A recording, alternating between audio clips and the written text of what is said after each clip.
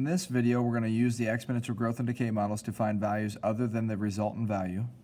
It says radioactive technetium-99m is often used in diagnostic medicine because it is relatively short half-life but lasts long enough to get the needed testing done on the patient. If its half-life is 6 hours, how much of the radioactive material from a 0.5 milliliter injection will be in the body in 24 hours? Write your answer rounded to the nearest hundredth. So we're going to use this equation, P of t equals P of 0 e to the kt. And let's write down the things we know.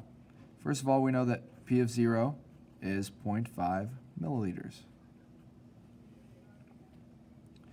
It tells us that if its half-life is 6 hours, so we're going to just say half-life is 6 hours.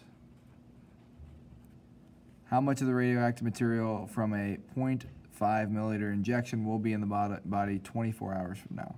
So we know a couple things here, that we've got P of 0 is 0.5 milliliters. That means P of t is going to be 0.25 milliliters, which is half of the original amount.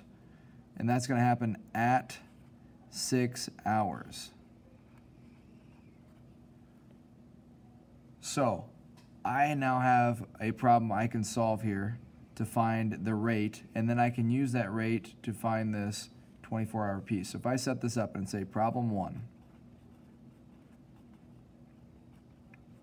and then problem number 2. Let's write down the information we know. So problem number 1, we can say that P of 0 is 0.5 milliliters. P of t is going to be half that, which is 0.25 milliliters. And our time, well, K is something we don't know, but we do know our time, which would be 6 hours. It said 6 hours for the half-life of the material. So I can find K using this. In problem 2, what they tell us is the time. They want us to know the time is 24 hours. We don't know K. We do know P of 0, because P of 0 will still be 0.5 milliliters, but we don't know P of t. So I'm going to solve problem 1 first by using this equation and plugging in the information I know. When I find the K value, I'll plug it in here and I'll find P of t. So let's say that 0.25 is equal to 0.5, and then that'd be e to the 6K value. So we're going to divide by 0.5 on each side.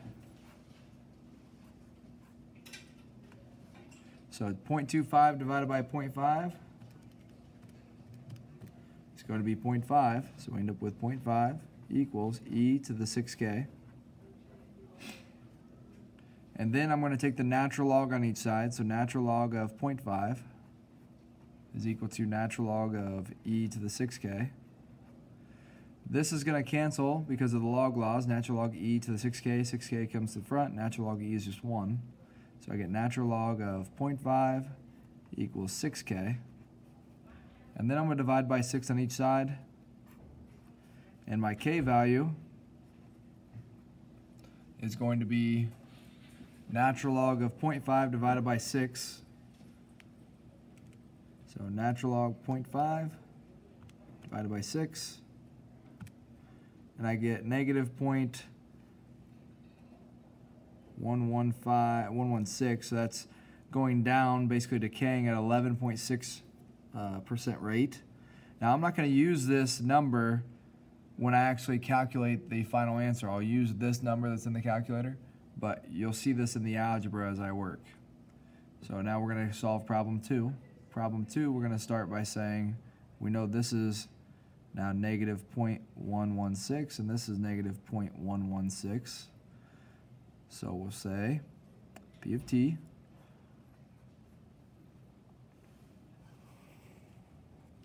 is equal to 0.5 e to the negative 0.116 times 24. And then I'll plug that in the calculator, and I'll use the whole number here, not the negative 0.116. So I'm just going to take that times 24. Then I'm going to say e to this number. So I make sure I'm using the whole piece. And then I have to multiply that times 0.5. And that tells me that I'm going to have 0.03125 of the, that would be milliliters left after 24 hours.